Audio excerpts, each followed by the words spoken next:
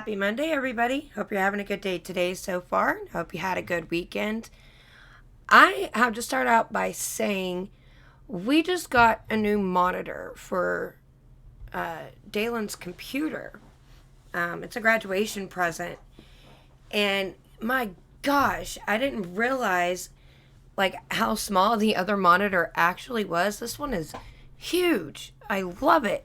It's the first time I'm using it since we had set it up. But eventually what he wants to do is he wants to set up two monitors. I don't know why they couldn't set both of them up, his old one and his new one, but there was some reason why they couldn't do both.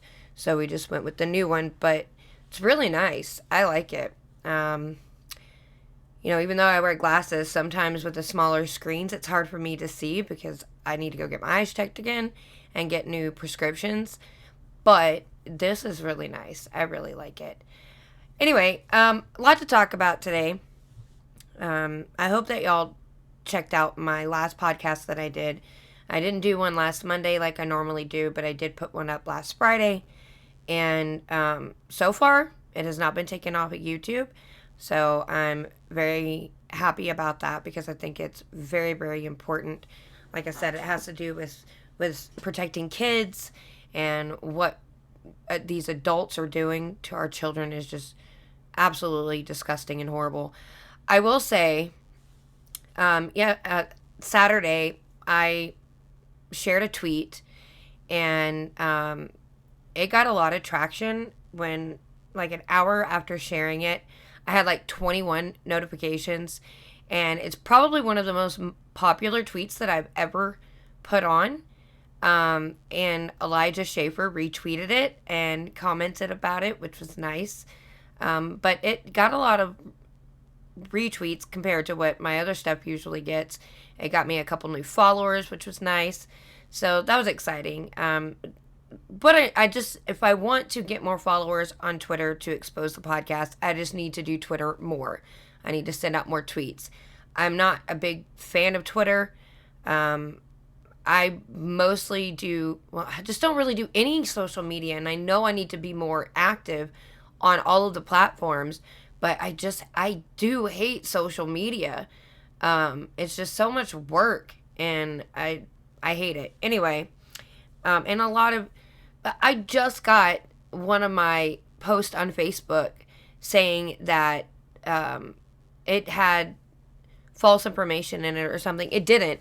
I mean, the video was all you needed to watch that I put up.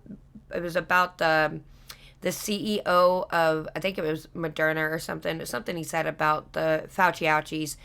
Anyway, he says it on the video, and I just shared the video, and they said that it had misinformation. Whatever. Okay. I have some interesting things to talk about. So let's read our daily promise. It says, who are kept by the power of God through faith unto salvation, ready to be revealed in the last time. 1 Peter 1:5. Throughout this life, we are kept safe by the power of God. All that we are is because of the power of God. The salvation that we have been given will never be complete until we reach heaven. We should strive towards that completion with all that we are. Okay. So let's talk about really quickly, because this is news that is going around, and, the information that's going around is interesting. My voice is really messed up, you guys. I'm sorry. So, we know that the drummer of the Foo Fighters, Taylor Hawkins, he passed away at 50 years old, and prayers for his family and his friends, because it's always hard to lose someone that you care about. This is from the Daily Wire by Ryan Cervera. Colombia releases report showing drugs Foo Fighters Taylor Hawkins had in his system when he died. Now, I know I read something that said they found like 10 different illegal substances in the hotel room, such as heroin and opiates and marijuana and things of the like. But then there's also information implying that he had just recently got the booster Fauci ouchie against really what he wanted to do, but he did it to continue touring with the band. Maybe it had nothing to do with touring, but he did it because the other band members wanted him to, and so he's just trying to be a team player. And so some are suggesting that that played a part in it. I don't know.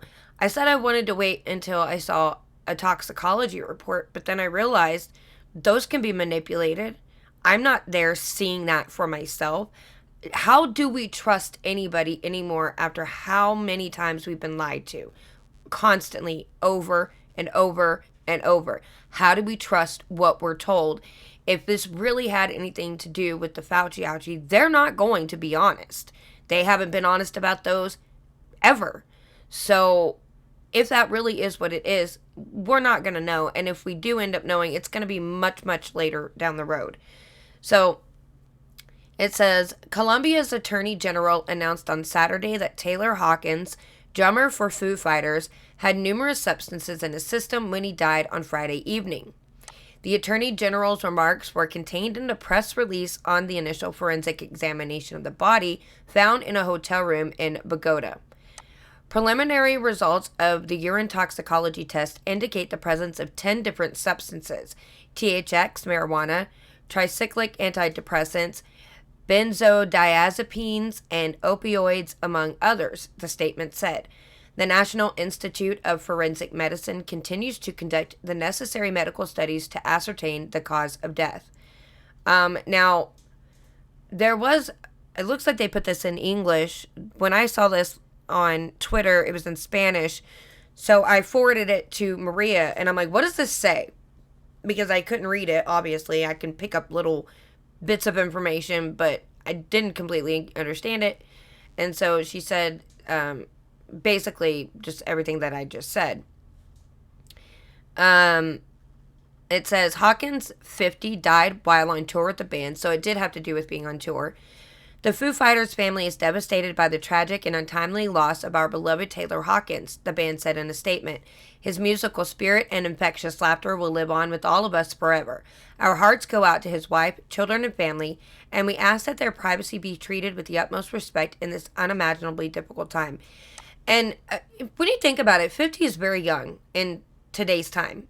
That's very young to be dying. And if it is an overdose, I mean, obviously you can die of an overdose at any time. But just to be 50 years old and die, it's got to be something serious, because most 50-year-old, I think the average lifespan of Americans is like 80 something, 84 maybe. Don't quote me on that, because it's been a while since I looked that up. So Fox News reported on it and said, Hawkins was Alanis Morissette's touring drummer when he joined Foo Fighters in 1997. He played on the band's biggest albums, including One by One and On Your Honor, and on hit singles including My Hero and Best of You. Born Oliver Taylor Hawkins in Fort Worth, Texas. Oh, I didn't know he's from Fort Worth. I don't know anything about the Foo Fighters. I know the name. I don't know their music. I don't know anything. In 1972, Hawkins was raised in Laguna Beach, California. He played in the small Southern California band Sylvia before landing his first major gig as a drummer for Canadian singer Sash Jordan. When he spent 2 years in the mid-1990s drumming for Morissette, he was inspired primarily by the playing of Jane's Addictions, Stephen Perkins. So some people, obviously musicians, gave some words. Brett Michaels says, on behalf of Brett all at Michaels Entertainment Group, band crew, and office staff, our thoughts and condolences go out to the family, friends, and fans of Foo Fighters Taylor Hawkins. Team Brett. Slash said, devastated by the loss of our friend. I have no words to express all the feelings. The dryer just went off. I have about his passing, but my heart goes out to his family and his band and friends. R.I.P. Taylor. The Doors team is deeply saddened to hear about the passing of Taylor Hawkins, the Foo Fighters' ferocious drummer. Taylor was definitely a one-of-a-kind person and an incredible musician. In 2016, Hawkins joined Robbie Krieger and John Densmore in Los Angeles. Def Leppard, R.I.P. Taylor Hawkins. I've just woken up to the horrible news of Taylor's passing. I'm in a state of shock and sadness. He was the epitome of the modern-day rock star and inspiration to kids everywhere, including this rather old one. Deepest sympathy to his family, friends, fans. So there was one tweet that I saw, I'm curious if they were going to share this. I mean, this is from the Daily Wire, so I don't know why they wouldn't share the one that I saw.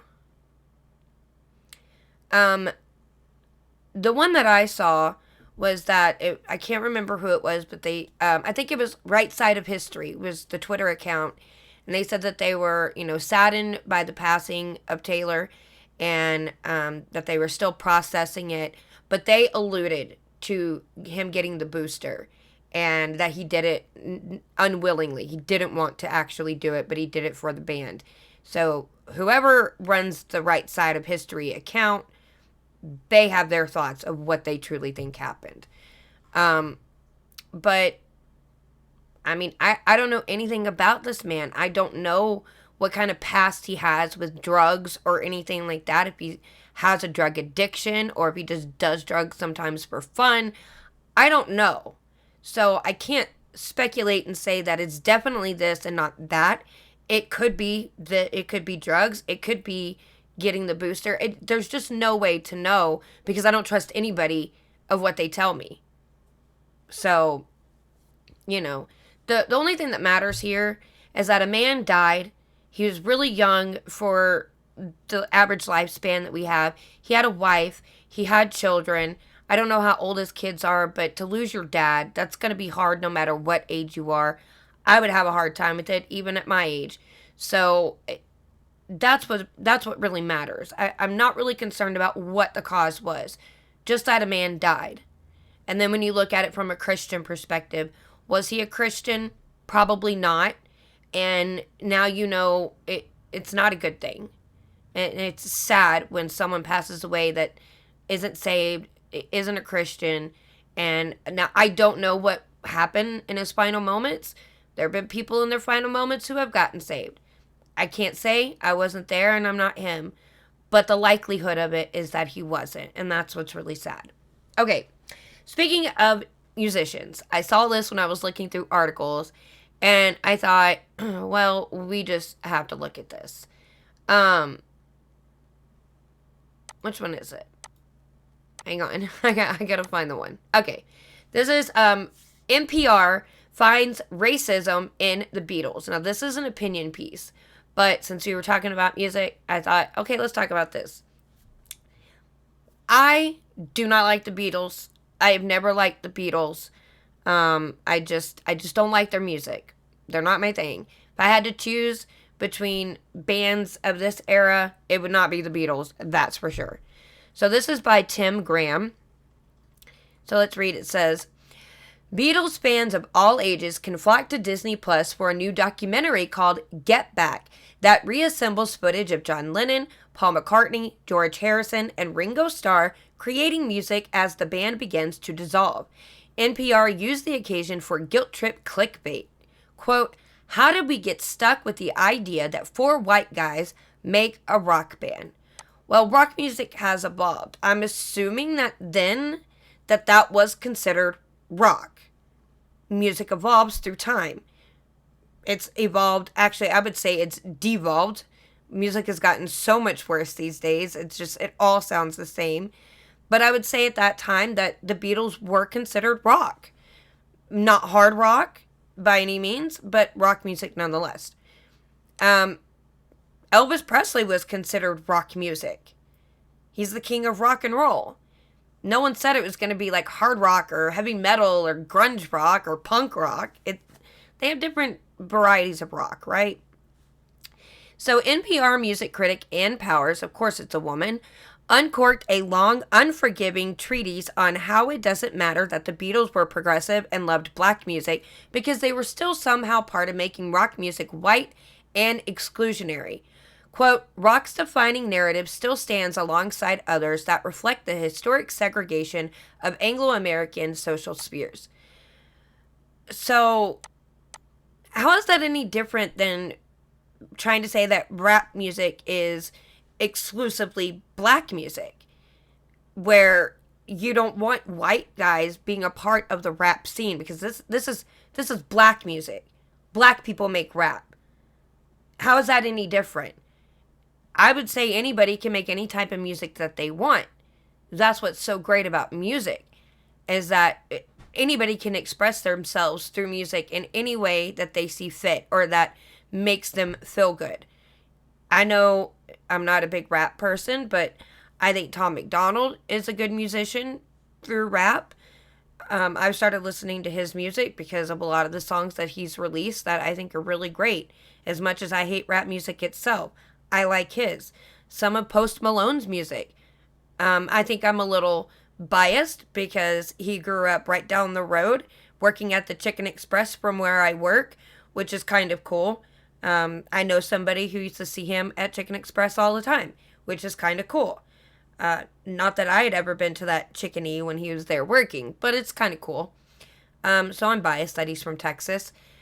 But then you have Eminem, who really changed the rap game for white men, I think. Now, I don't like Eminem, but he made a big change for it. But I don't see the problem with whatever race you are, you do whatever music you want to do. You shouldn't be excluded from it because you're not a certain skin color. That's the point I'm trying to get across. Anyway, it says, the Beatles and the Rolling Stones wouldn't play segregated venues and pay tribute to black musicians who inspired them. But Powers wrote, quote, as they became rock's norm, they allowed white fans to enjoy what the late great music writer Greg Tate identified as a pasteurized form of black culture. Tate called it everything but the burden. They allowed white fans to eat a Velveeta cheese version of black music. So much of this racialized criticism thrives on a vivid imagination of allowance and thievery. Powers writes that black musician Questlove's documentary on the 1969 Harlem Cultural Festival, compared with the new Beatles documentary, quote, felt like a newly uncovered landmark in the re-centered cultural world emerging in step with the movement for black lives. The other, wonderfully intimate and revealing as it is, reasserts familiar hierarchies. NPR is reasserting its familiar ideology. This is where many readers would check out after a few hectoring paragraphs. Can't you just love the Beatles without feeling like you're reinforcing an informally segregated sphere?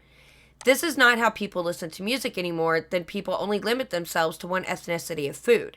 The alleged racism here is about definitions. What is rock? What is pop? What is rhythm and blues? This artificially sets up the genre of rock to be white, male preserved because many of its stars are white men. But the familiar hierarchy of white people also loved the Motown sound and embraced its virtuoso black performers and innovators such as Stevie Wonder. You can love rock, jazz, country, and classical. You can have them all on your playlist. I do. I have all of those on my playlist. I have musical theater on my playlist. I have Disney music on my playlist. I've got the Backstreet Boys, NSYNC. I have Red Jumpsuit Apparatus. I have Simple Plan, All American Rejects, Fall Out Boy. I have country, Jason Aldean, Faith Hill, Tim McGraw, Taylor Swift. My music genres, I go everywhere. Shawn Mendes, Camilo Cabello. So many different genres that I listen to. And throw in there some gospel music while you're at it.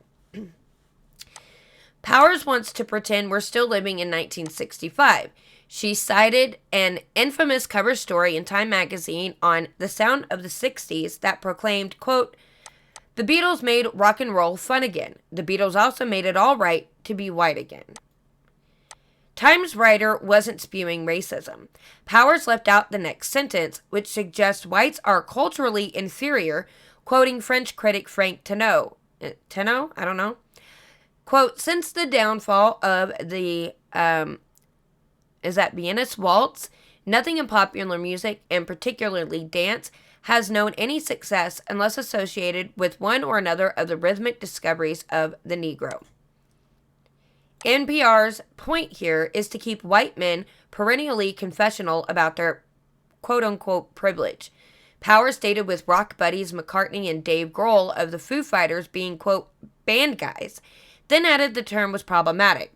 In 2021, it's as common for women, trans, and non-binary people to jump into rock's time stream as it is for men. Yet something continues to infuse the rock mythos with the sweaty sock scent of conventional, if boyish, masculinity. Whiteness, too. What's exhausting here is taxpayers still have to fork over their money to NPR to, quote, infuse the news mythos, end quote, with the arrogant odor of cultural guilt tripping. Public radio is at war with half the public it supposedly informs. It's long past time to pull the funding plug. Taxpayer money goes to NPR? I didn't know that. That's new information. Well, I didn't know that. Okay. So, really, it's just, all this is just to continue drumming up division among black people and white people, or minorities and white people. That's all that this does. It just gets everybody riled up over something. I'm not going to put any stock into it. I just thought that it was interesting that they choose the Beatles to call out as being racist. Because everybody loved the Beatles. I thought they were like the biggest band that came from the UK over to America. They were huge. I didn't know there was any type of problem. You know, I didn't know that they were racist. Of course they're not. But I didn't know that people actually thought that. So I just thought it was interesting. And the other story that I want to talk about, because we did just talk about somebody passing away, and we're not really sure how or what caused Taylor Hawkins' death. But there's somebody else that passed away that I thought would be interesting to talk about. And this is by Hank Barron. It says, beauty pageant winner and conservative activist dies after quote-unquote accident. Officials release explanation. And this has since been updated. So I guess it was released originally February 22nd of this year, but then they've since updated it. And I just thought we should check it out and see what it says. It says, on Friday, a deeply religious Christian beauty pageant winner who also served as a conservative political commentator died of head injuries. At first, neither her family or the Miami police had specified what caused the injuries. Officials are now saying she fell from a third-story window. So this is Miss Alabama Zoe Sozo Bethel. She's a very beautiful woman, honestly. Okay. So, Zoe Sozo Bethel, 27, was crowned Miss Alabama in the 2021 Miss for America Strong Beauty Pageant. She offered political commentary on RBSN and worked for Students for Life and connected to Project Veritas. Her family wrote on Instagram, on Friday, February 18th, 2022, at approximately 5:30 a.m. Eastern Time in Miami, Florida, our beloved Zoe Sozo Bethel passed from this life into the next as a result of succumbing to her injuries. Zoe touched the hearts of many people and was actively affiliated with several organizations and groups, namely, she was the current Miss Alabama for America Strong, a political commentator for RSBN, a brand ambassador for Turning Point USA, and Liberty University's Falkirk Center. She was also a spokeswoman for Students for Life and affiliated with Project Veritas. Bethel was a staunch opponent of abortion. When the Supreme Court was considering arguments over a Mississippi law limiting abortion to the first 15 weeks of pregnancy, she posted on Instagram, today we are praying for a victory for those without a voice in overturning Roe v. Wade. The fight for life continues as the Dobbs versus Jackson women's health case is being heard in D.C. at the Supreme Court. Earlier last month, I had the opportunity to share my testimony when I decided to choose life over terminating the innocent life God blessed me with, my daughter. No matter how bad the situation may be, choosing life is always the right choice. He that followeth after righteousness and mercy findeth life, righteousness, and honor.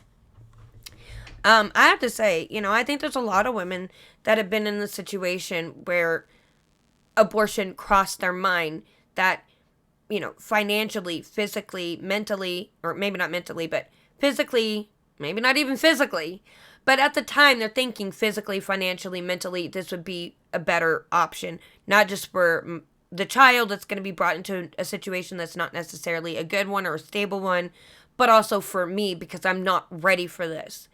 But then when you really look past that, just that quick thought of, I'm not ready, look forward into the future and you would see that physically, it's not better because bad things can happen to women that are getting abortions. It's been known to happen. Mentally, it's not better because you're going to carry that with you for the rest of your life, that you murdered your own child. And that is going to affect you. I know someone personally who that truly affected. And she's a Christian now, but before that, she was a complete mess, a total wreck. But thankfully, she got, she found God, got a relationship with him. She's a Christian. And while it still burdens her that she did something like that, she knows that she's been forgiven, and then she has to let go of that because she can't just reminisce on the past all the time and just condemn herself constantly. And then also financially, well, abortions aren't cheap. And then who knows what could happen in the future. Maybe something happens during that abortion that prevents you from being able to get pregnant again. And then now you're going to have a lot of money financially to have to maybe adopt later on in life when you want a kid, IVF, and that costs a lot of money. So really, it is not better. It really isn't. I would say it's significantly worse, clearly, because it's murder. So last week, Bethel's family wrote on Instagram, "Hello, everyone. This message comes from the family of Zoe Bethel. Zoe had an accident Thursday night, February 10th, and sustained severe damage to her brainstem, and is in a coma. Unfortunately, the doctors are saying the damage cannot be repaired and that she may not have much time left. We are praying for God's will to be done, regardless of what that may look like. This has been an abrupt and very traumatizing situation for our family, and we can imagine how much of a shock this will also be to everyone who knows and cares for her. We ask that everyone please respect the privacy of our family during this time. Keep Zoe and the family in your prayers." So after the announcement of her death, Turning Point USA tweeted, "We are honored to have known Zoe Bethel. She has been a pillar in the conservative movement, always moving with grace and wisdom. She has inspired many, and her legacy will continue to touch the hearts of people everywhere. You will not be forgotten, Zoe. May she rest in peace." So, I guess the only updated information is that she fell from a third-story window. Yeah, because that's the official explanation. So they knew that she had an accident, caused a lot of injuries, put her in a coma. But now we know what it is she fell from a third-story window. Did she fall from a third-story window? Or she pushed her throne from a third-story window? What happened? That's not enough information. I don't like that. That's too vague. So, but prayers to her family and friends and her colleagues. Like I said, it's always hard when someone that you love and care about passes away. But she says that she was a Christian, so you have to just take her at her word and not dwell on that and know that she's in a better place. This article comes from the Daily Wire by Ryan Severda. And it's a video, and it says that Biden appears to tell U.S. troops they're going to Ukraine. I pray to God that that's not true, because we don't need to be going over there and fighting in Ukraine. We just don't need to do that. That would be so stupid. Anyway, let's see what it says. Democrat President Joe Biden's team had to do damage control on Friday after the president appeared to tell a group of U.S. soldiers in Europe that they would be getting sent to Ukraine.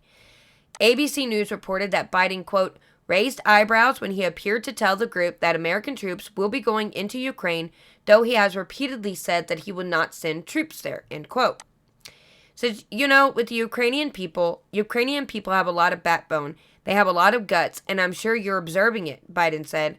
And you're going to see when you're there. And some of you have been there. You're going to see women, young people standing in the middle in front of a damn tank, just saying, I'm not leaving. I'm holding my ground. They're incredible, but they take a lot of inspiration from us. Can this man speak in a complete sentence without mumbling? And you're going to see when you're there, some of you have been there, you're going to see women, young people stand in the middle in front of a damn tank, just saying, I'm not leaving. I'm holding my ground. They're incredible. I was right. He cannot complete a full sentence without mumbling over his words. It says the Biden admin had to quickly clean up after the president by issuing a statement claiming that his position on deploying U.S. soldiers had not changed. They said the president has been clear, we are not sending U.S. troops to Ukraine, and there is no change in that position, the admin said. Biden warned on Monday that Russian President Vladimir Putin is likely to launch cyber attacks against the United States as his war in Ukraine has turned into a political disaster back in Russia, and as Ukrainian forces have ground Putin's military invasion to a bloody stalemate. I have a hard time believing that Russia is not winning. They're so much bigger, more powerful, more weapons, more prepared than Ukraine. I don't feel like Ukraine has even a shot to beat back Putin and keep him from taking over. But I don't know really like how they haven't already taken over the whole country. I mean, maybe it is a little harder, but I want to say this, that I stand, and I'm not going to go put a Ukrainian flag in my bio or on my profile pictures. I'm not going to do all that. But I do stand with the Ukrainian citizens, and I also stand with the Russian citizens, because they are the ones that are suffering. Forget about the government. Just regular, innocent people that didn't want this to happen, that had no choice in this happening. They're the ones suffering, and they're suffering significantly. But I don't stand with the Russian government, and I definitely don't stand with the Ukrainian government. Just because Vladimir Putin isn't a good guy doesn't mean that Zelensky is a good guy. They are both very corrupt, both of them bad people, and I don't stand with either one of their governments. And Elijah Schaffer pointed it out that the Ukrainian citizens were duped by NATO and by us, the U.S., into believing that they could ever be a part of NATO without a retaliation or an invasion from Russia. It was not going to happen. And they thought that it was. They were lied to and duped, and now they're suffering because of the lies from NATO and from the U.S. So I just want to point that out. I don't stand with either of those governments.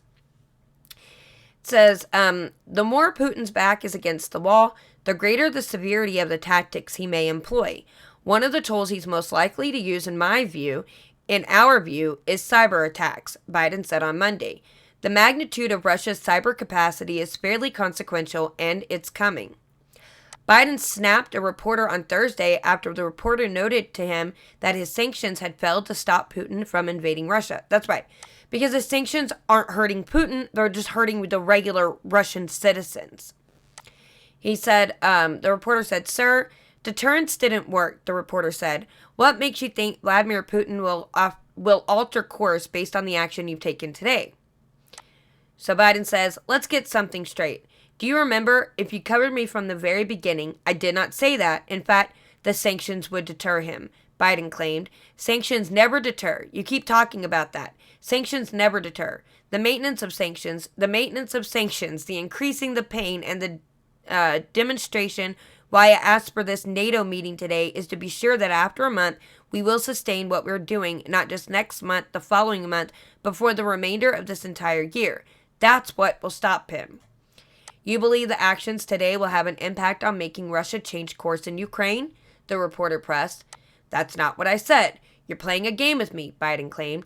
"I know the answer is no. I think what happens is we have to demonstrate the purpose. The single most important thing is for us to stay unified and the world continue to focus on what a brute this guy is and all the innocent people's lives that are being lost and ruined and what's going on. That's the important thing. But look, if you're Putin and you think that Europe is going to crack in a month or 6 weeks or 2 months, why not? They can take anything for another month, but we have to demonstrate. The reason I asked for the meeting, we have to stay fully, totally, thoroughly united." I don't understand anything of what I just read because he never makes any sense when he talks. But, so, that's the thing. It sounded like he was wanting to send U.S. troops into Ukraine. And the White House comes out and says, no, he still stands firm on that. We're not going to do that. But then if you go over here to Louder with Crowder, World War III fell. Biden calls for Putin regime change, needs White House to clean up his whoopsie for a second time in 24 hours. Now, this is by Brodigan, and it says, I could have sworn we went over all of this yesterday. Joe Biden told the 82nd Airborne they'd be seeing Ukraine soon. It sounded like he was sending them into combat.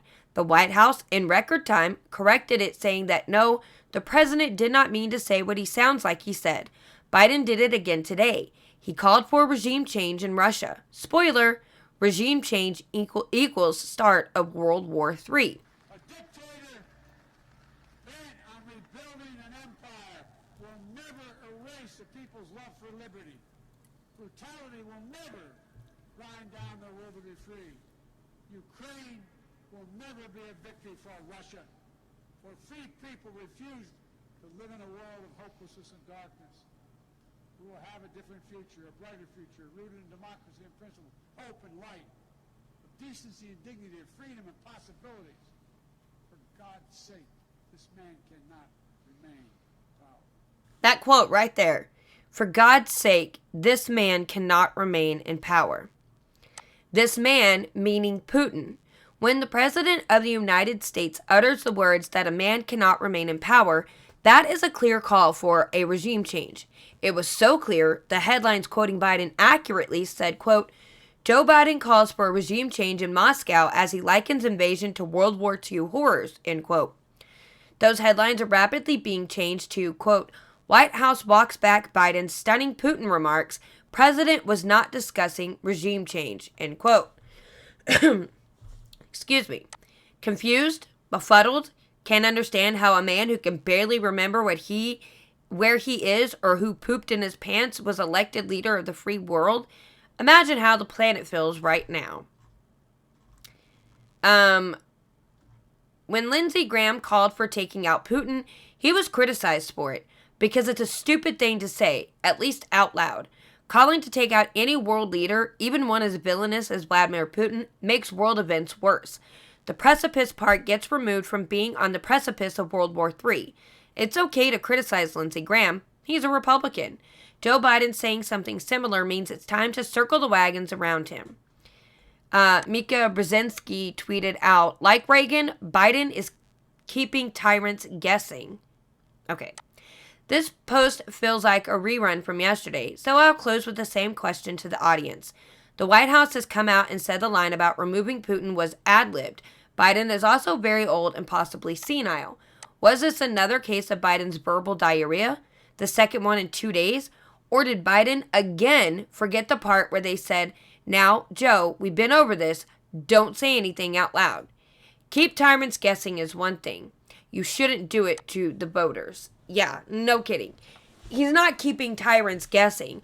What he's doing is he's giving them all the information they need to make a firm and final decision of what they're going to do. And that's what's scary. That is definitely scary.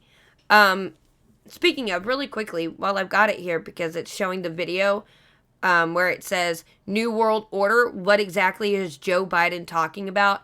That's a very interesting clip. You should actually go check that out with Louder with Crowder, because like twice, maybe 3 times, but I know for sure twice, he mentions the New World Order and that it's time for a New World Order. You remember everybody that talked about the Great Reset or the New World Order, they're one and the same. That we were conspiracy theorists, we were crazy tinfoil hat people. And now all of a sudden, you know, you're starting to hear people talk about it openly, politicians on the left openly speaking about this New World Order. But even before, George Bush Sr. talked about the New World Order in his speeches that have been subsequently scrubbed from the internet after another politician in Australia mentioned it. And then people started looking that up. And so YouTube started getting rid of videos where you couldn't find anybody saying it. I don't need to hear a politician say it. I don't need video proof. I've read Revelations in the Bible, and I know that that's coming. So I don't need that. But I hear this saying all the time, and I like it, and I think it's going to end up changing. But it says, what is the difference between a conspiracy theory and the truth? And the answer is about 6 months. But sometimes it's about just 1 day. sometimes. So that's interesting. Okay. Um, so we're going to, speaking of Russia and Ukraine and all that, this here article, it says Pope Francis consecrates Russia, Ukraine to Immaculate Heart of Mary, drawing on prophecy on Russia, World War from Our Lady of Fatima.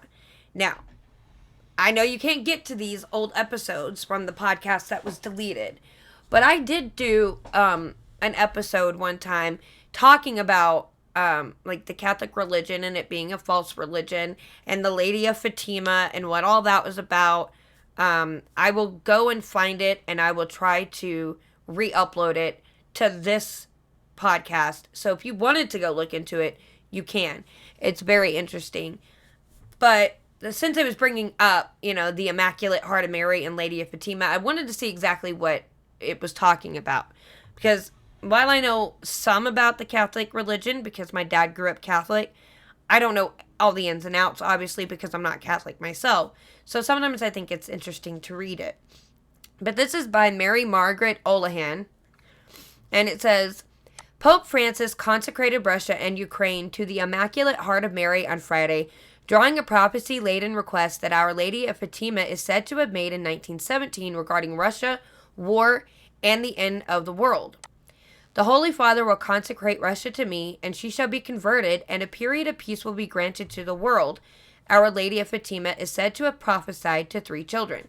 Yeah, so that's the thing is the Lady of Fatima prophesied some stuff to 3 kids, apparently, and I got a fly flying or something. Maybe, I think it's little mayfly or something flying on my computer screen. Anyway,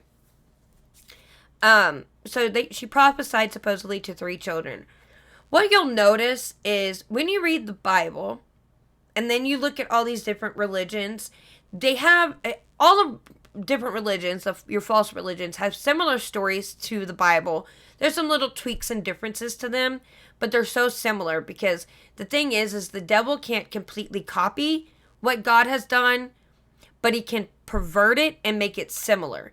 So you can't get it exactly right, which is why you have all these false religions that are kind of similar, but they're a bit off as well because you can't exactly make the same thing. And that's what this would be with Our Lady Fatima prophesying to 3 children.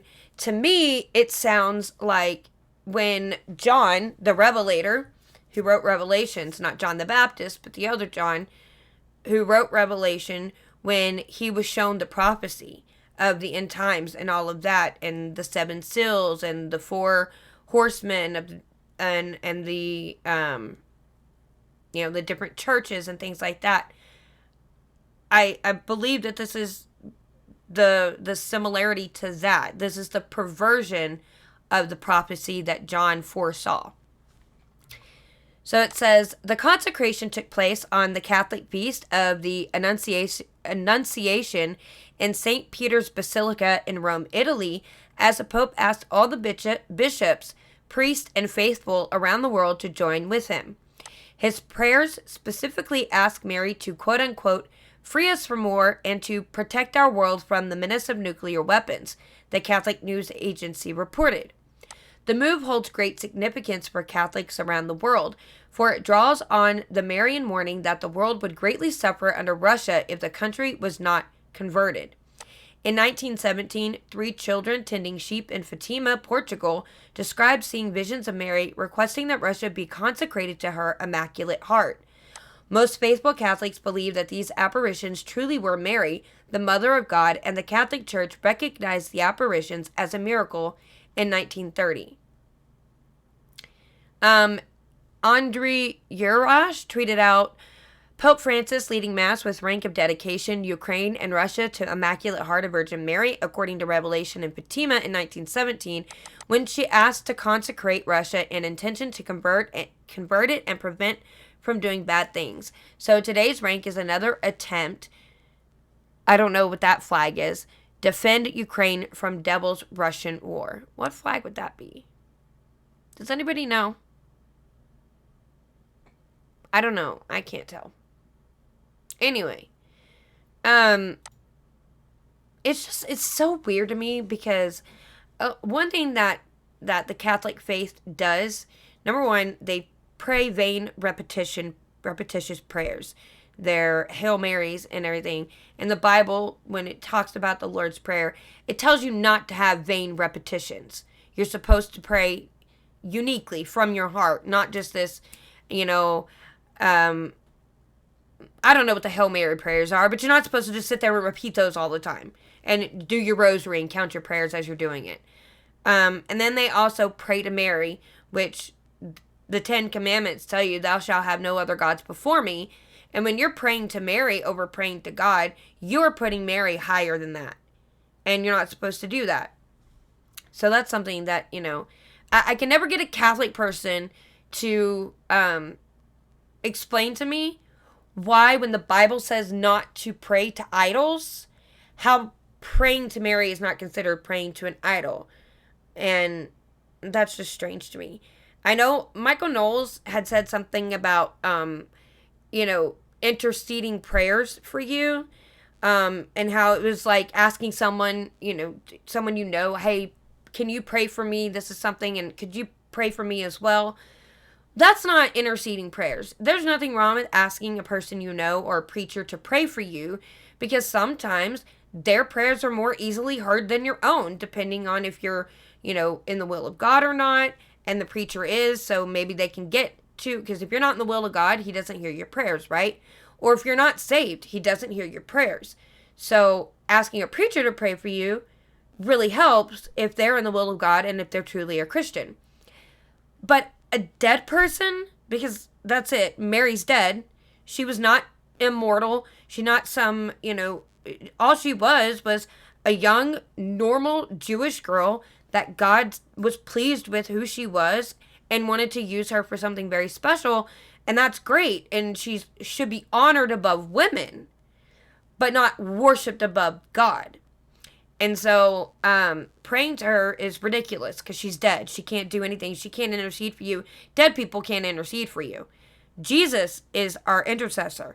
That's why you don't need priests anymore, because now Jesus is our high priest and he intercedes our prayers from us through Jesus to God. And that's how it used to work with the priest here on earth before Jesus died and resurrected and went to heaven. But so he's our intercessor. And that's why you'll find in Bibles that the Catholics use, they don't have Hebrews chapter 10, because in Hebrews chapter 10 is when they talk about doing away with the priesthood. It's no longer needed. So they don't like to put that in their Bibles, because then it defeats the purpose of them having priests and acting like they're these holy, infallible people when they're not. Anyway, I didn't mean to go on a tangent like that. Let's continue reading. The church has since beatified. Let me restart that sentence. The church has since beatified two of the children, Jacinta and Francisco, who passed away at young ages from illness. This means they are in the process of being declared saints within the Catholic Church. Lucia, one of the children who described seeing the visions of Our Lady of Fatima and later became a religious nun, said that Mary showed the children a terrifying vision of hell during one of her apparitions. After this startling vision, Lucia said, Our Lady of Fatima told the children. So this is what she told the children, supposedly. You have seen hell, where the souls of poor sinners go. To save them, God wishes to establish in the world devotion to my Immaculate Heart. If what I say to you is done, many souls will be saved and there will be peace. The war is going to end, but if people do not cease offending God, a worse one will break out during the pontificate of Pius XI. When you see a night illumined by an unknown light, know that this is the great sign given you by God that he is about to punish the world for its crimes, by means of war, famine, and persecutions of the church and of the Holy Father. So this would be the same part of John's prophecy as the end times, the 7 years of tribulation. However, it is not persecution of the church. Yeah. Okay, so forget what I said about not I was thinking punishment. The church and God will definitely be persecuted more and more as the time goes on. You can see they're already doing it way worse than it's ever been before, turning against Christians and turning against God. So this would be the 7-year tribulation, what it's leading up to that. Same thing, just different person doing the story. To prevent this, I shall come to ask for the consecration of Russia to my Immaculate Heart and the communion of reparation on the first Saturdays. If my requests are heeded, Russia will be converted and there will be peace. If not, she will spread her errors throughout the world, causing wars and persecutions of the church. The good will be martyred, the Holy Father will have much to suffer. Various nations will be annihilated. In the end, my Immaculate Heart will triumph. The Holy Father will consecrate Russia to me, and she shall be converted, and a period of peace will be granted to the world. So it's really hard to know what they're talking about. The period of peace, would that be the 1,000-year millennial reign where there really will be peace after the 7 years of tribulation? Or is this the false peace for the first 3.5 years of the tribulation? Because there's 2 different times, but one is a false peace. But Russia is never going to be converted. It is already prophesied that, I don't know where America is in Bible prophecy. Go to YouTube, go to Dr. Phil Kidd, go listen to his most recent sermon about where is America in Bible prophecy. He'll give you three circumstances of where America might be, and he'll tell you which one he truly believes it's going to be. And Russia, so Israel, they are surrounded by enemies, right? And then they're surrounded by the Mediterranean Sea on the west side of them, I think it is. And like they export, like they have like so many minerals and things like that. One thing they don't have is oil. But one day they are, and I think it's during the tribulation, they are going to find oil in Israel. And it's going to be a lot, more than anybody has ever found under soil. And Russia and China need that oil because whoever controls the oil controls the world. And they're going to, even though Russia and China have nothing in common and they hate each other as countries, they're going to come together and they are going to march on Israel and try to annihilate the Jews and take the oil for themselves. And right as they're getting ready to do that, that's when the eastern sky parts, Jesus and all the saints return, and then they're all struck down dead. The Jews will be saved in a day. That's the 144,000. And then there will be 1,000 years of peace. That's how it goes. I don't know what all this other junk is talking about because it's not true. So the site where the children described seeing the Marian apparitions was Cova de area in Portugal, a field that has now become a pilgrimage destination that draws millions of visitors every year, the National Review reported. Devotion to Our Lady of Fatima greatly increased by the end of the Second World War, which many Catholics believe Our Lady of Fatima had prophesied. In a third secret that was not made public by the Catholic Church until the year 2000, Lucia said that Mary prophesied that a bishop or a pope-like figure would pass through a ruined city praying for those he met along the way before he would be martyred with other religions.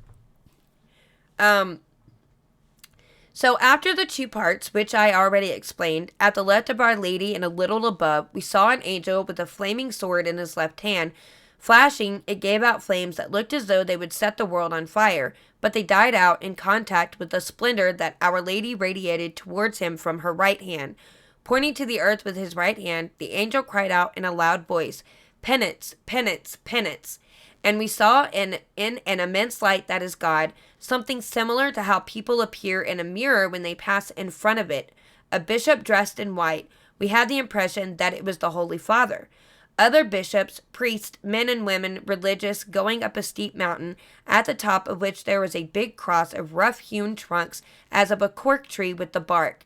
Before reaching there, the Holy Father passed through a big city, half in ruins and half trembling with halting step. Afflicted with pain and sorrow, he prayed for the souls of the corpses he met on his way.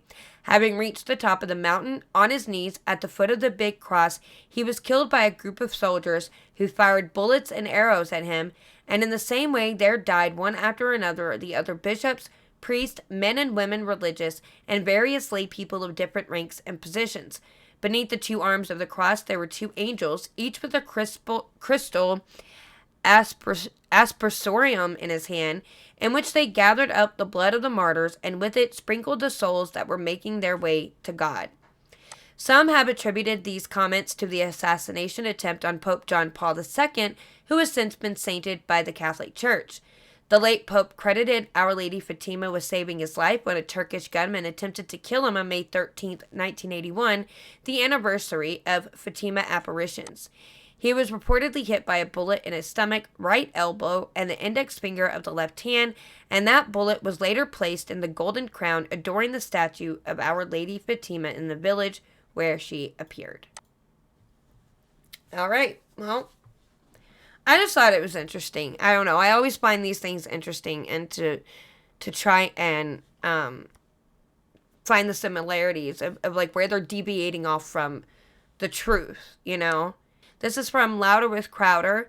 This was about when Senator Marsha Blackburn was asking the Supreme Court nominee, Ketanji Brown Jackson, to provide a definition of the word woman, and when she so stupidly and retardedly said, "I'm not a biologist, I can't answer that." I'm paraphrasing, those were not her exact words. But she said that she couldn't answer it because she's not a biologist. So apparently, there was a Nashville school board member once Senator Blackburn set on fire. And I just thought that was interesting. She was caught on hot mic at the Metro Schools school board. And they said, "Just go set Marsha Blackburn on fire." Here's a video.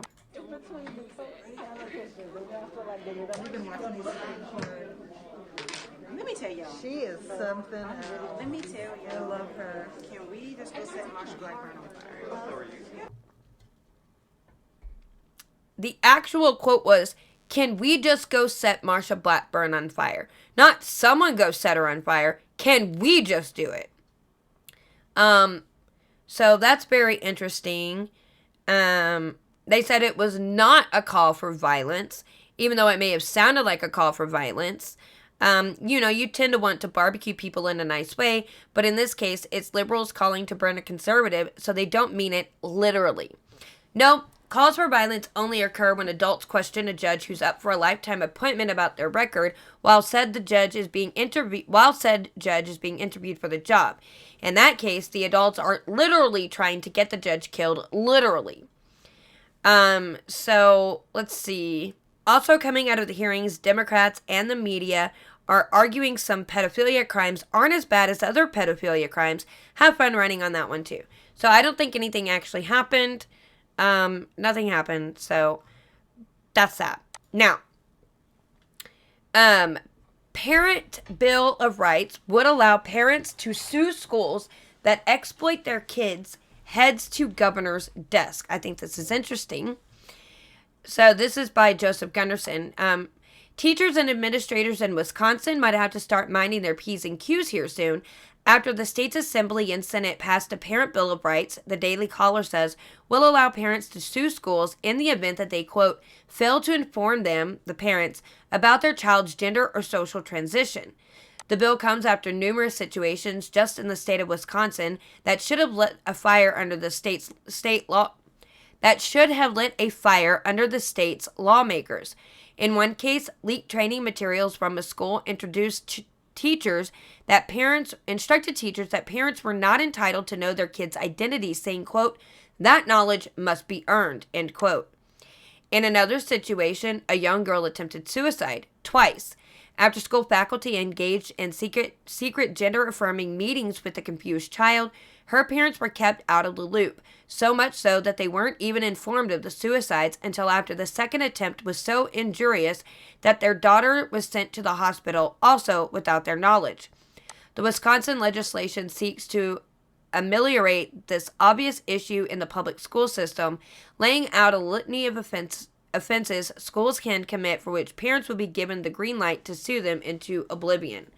A few of the items listed in the bill include the right to determine the names and pronouns used for the child while at school, the right to review instructional materials and outlines used by the child's school, and the right to access any education-related information regarding the child.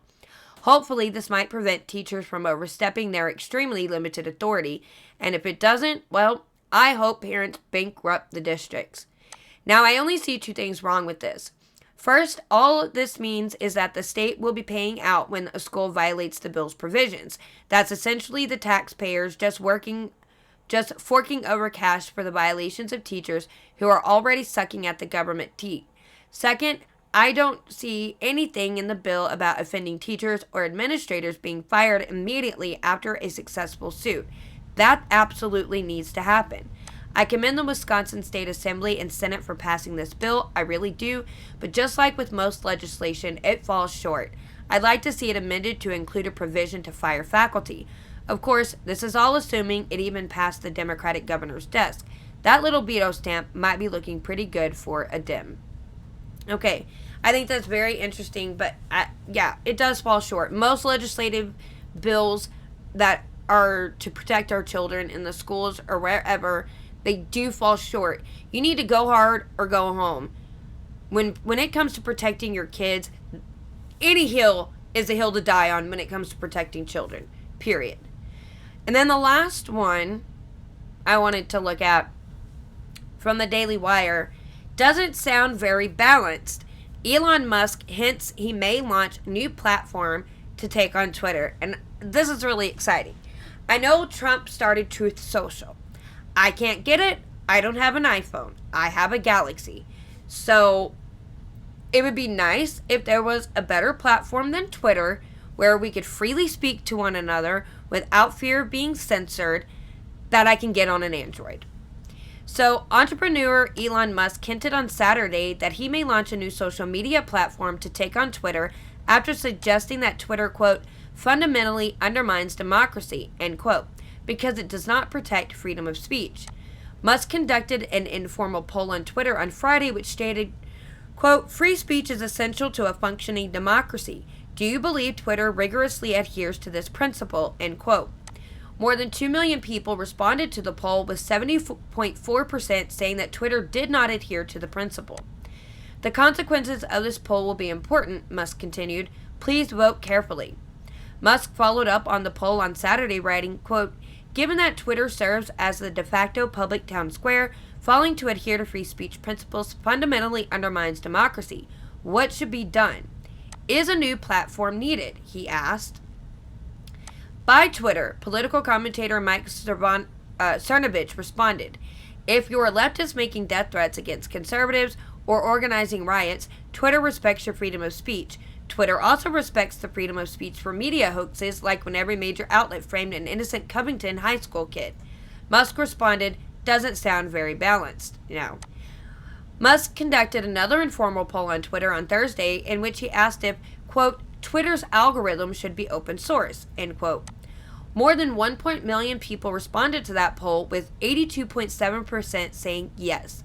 I'm worried about the de facto bias in the Twitter algorithm having a major effect on public discourse, Musk continued. How do we know what's really happening?